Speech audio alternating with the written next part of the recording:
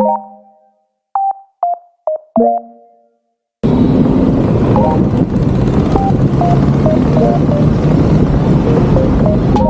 Rider.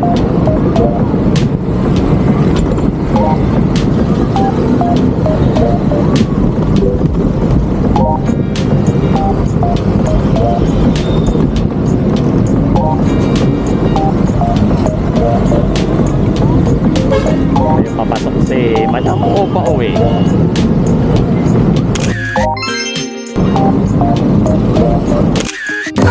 Oh yes.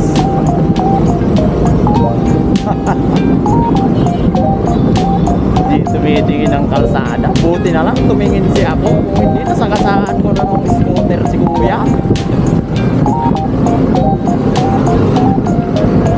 Ito.